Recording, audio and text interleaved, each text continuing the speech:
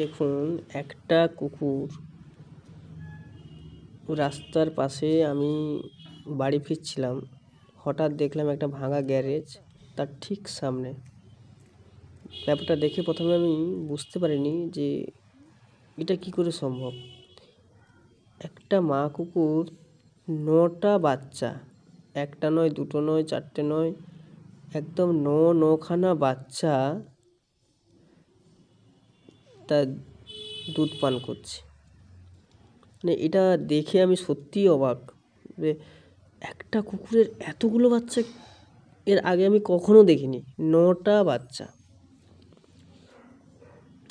তো আমি দাঁড়ালাম, দেখলাম কুকুরটা কোথাও কিছু বলছেও না, লেজ লাড়াচ্ছে। তো এখানে দাঁড়ানোর কিছু সময় পর এক ব্যক্তি এলো, পাশেই থাকে ইনি। তো ওনাকে আমি জিজ্ঞেস করলাম যে দাদা, এটা কি করে হলো, মানে এটা কি সম্ভব যে একটা কুকুরের 9টা বাচ্চা?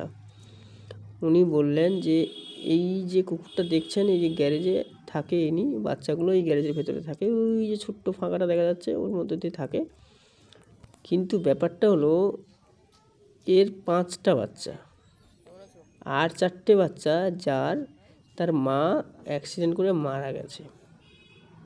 তো সেই 4টে বাচ্চাকেও এই মা পালন করছে, যেটা মানুষের ক্ষেত্রে হয় না। সেটা সত্যি মানে এটা দৃষ্টান্তমূলক একটা দৃষ্টান্ত যাকে বলতে পারেন।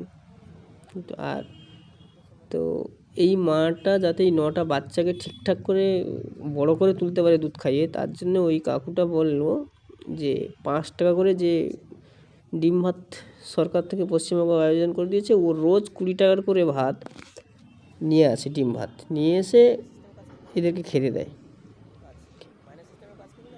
মানে বন্ধুরা, যদি তোমরা কোথাও দেখে থাকো এরকম আশ্চর্যজনক ঘটনা, অবশ্যই শেয়ার করো। আর যদি ভালো লাগে অবশ্যই চ্যানেলটি লাইক আর সাবস্ক্রাইব করে দিও।